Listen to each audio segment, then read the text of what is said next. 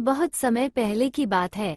एक प्रसिद्ध ऋषि गुरुकुल में बालकों को शिक्षा प्रदान किया करते थे। उनके गुरुकुल में अनेक राज्यों के राजकुमारों के साथ साथ साधारण परिवारों के बालक भी शिक्षा प्राप्त करते थे।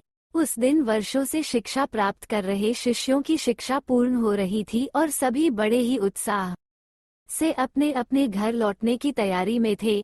जाने के पूर्व ऋषिवर ने सभी शिष्यों को अपने पास बुलाया। सभी शिष्य उनके समक्ष आकर एकत्रित हो गए। ऋषिवर सभी शिष्यों को संबोधित करते हुए बोले, प्रिय शिष्यों, आज आप सबका इस गुरुकुल में अंतिम दिन है। मेरी इच्छा है कि यहाँ से प्रस्थान करने के पूर्व आप सब एक दौड़ में सम्मिलित हो। ये एक बाधा दौड़ है जिसमें आपको विभिन्न प्रकार की बाधाओं का सामना करना होगा। आपको कहीं कूदना होगा तो कहीं पानी में दौड़ना होगा। सारी बाधाओं को पार करने के उपरांत अंत में आपको एक अंधेरी सुरंग मिलेगी जो आपकी अंतिम बाधा होगी।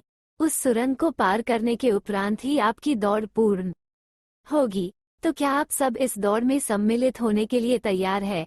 हम तैयार है। सभी शिष्य एक स्वर में बोले। दौड़ प्रारंभ हुई। सभी तेजी से भागने लगे।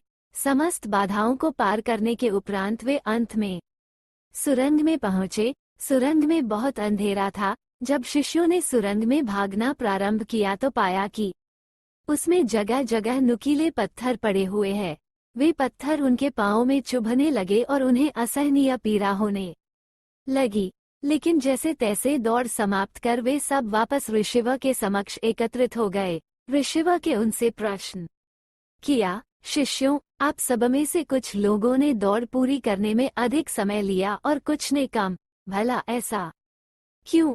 उत्तर में एक शिष्य बोला, गुरुवर, हम सभी साथ साथ ही दौड़ रहे थे, लेकिन सुरंग में पहुंचने के बाद स्थिति बदल गई। कुछ लोग दूसरों को धक्का देकर आगे निकलने में लगे हुए थे, तो कुछ लोग संभल संभल कर आगे बढ़ रहे थे।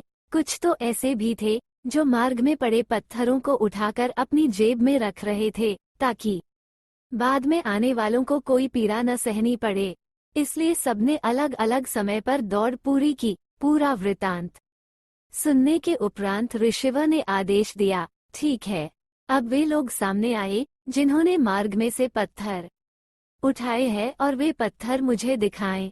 आदेश सुनने के बाद कुछ शिष्य सामने आए और अपनी जेबों से पत्थर निकालने लगे, लेकिन उन्होंने देखा कि जिसे वे पत्थर समझ रहे थे वास्तव में वे बहुमूल्य हीरे थे।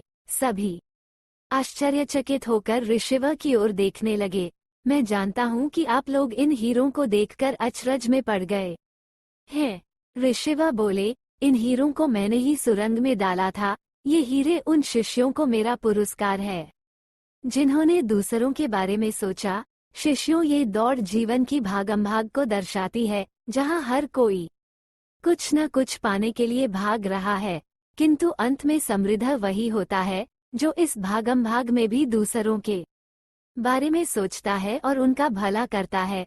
अतः जाते जाते ये बात गांठ बांध ले कि जीवन में सफलता की इमारत खड़ी करते समय उसमें परोपकार की ईंटें लगाना न भूलें। अंततः वही आपकी सबसे अनमोल जमा पूंजी होगी।